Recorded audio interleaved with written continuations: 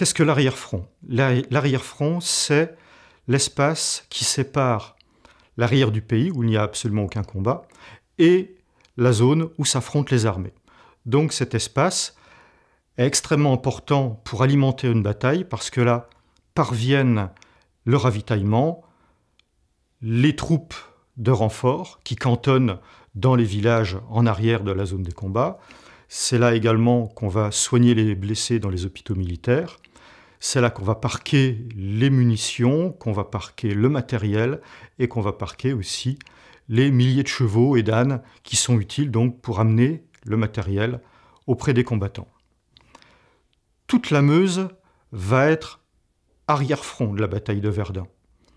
Le tiers nord pour l'arrière-front allemand et en gros les 2 tiers sud pour l'arrière-front français. Les combats de 1914 et de 1915 ont largement isolé la place de Verdun.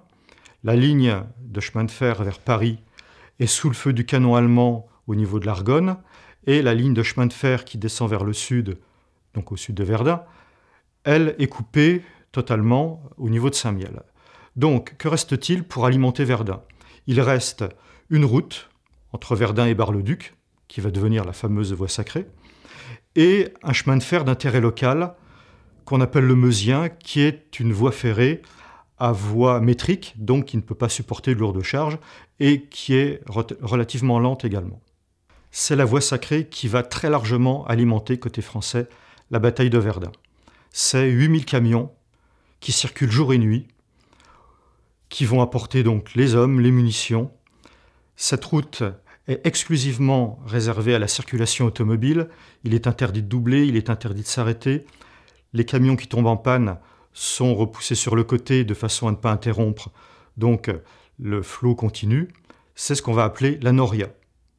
Cette noria, sur les 10 mois de la bataille, fera parvenir à Verdun 2 400 000 hommes, plus de 2 millions de tonnes de matériel, de vivres, et elle sera complétée néanmoins par le petit apport de la voie ferrée, donc cette ligne du Meusien qui arrive jusqu'à Duny, c'est-à-dire à un village qui se trouve à peu près à 6 km au sud-ouest de Verdun, qui est composé d'à peu près 128 locomotives, 800 wagons, et ce petit train donc apportera quand même 60% des vivres, 80% des fourrages, 200 tonnes d'obus par jour et permettra l'évacuation chaque nuit de 500 blessés. Cependant, à partir de mars 1916, on va construire une voie ferrée bien plus importante, celle-ci à voie métrique, donc qui pourra supporter de plus lourdes charges et également qui sera plus rapide. Cette construction donc de la voie qu'on appelle la 6 bis va durer jusqu'au mois de juin et c'est une entreprise considérable. Des travaux qui vont nécessiter de remuer plus de 400 000 m3 de terre et ce travail donc sera inauguré, pour souligner son importance, inauguré par le président de la République Raymond Poincaré et par le général Joffre.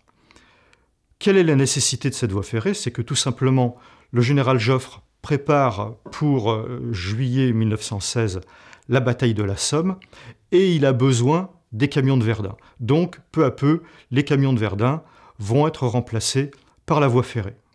L'arrière-front, c'est également l'espace vers lequel on évacue les blessés. Donc les blessés vont être pris en charge en gros par 2 types d'hôpitaux. Des hôpitaux où on va les trier et évacuer ceux qui peuvent partir plus loin parce qu'ils ont une blessure relativement légère. Eux seront transportés par camion, assis, vers un hôpital plus en arrière. Et donc, les plus graves, eux, seront pris en charge par un deuxième type d'hôpital. On est toujours dans une distance de 15 à 20 km du champ de bataille, de façon à ce que les blessés les plus graves soient pris en charge le plus vite possible.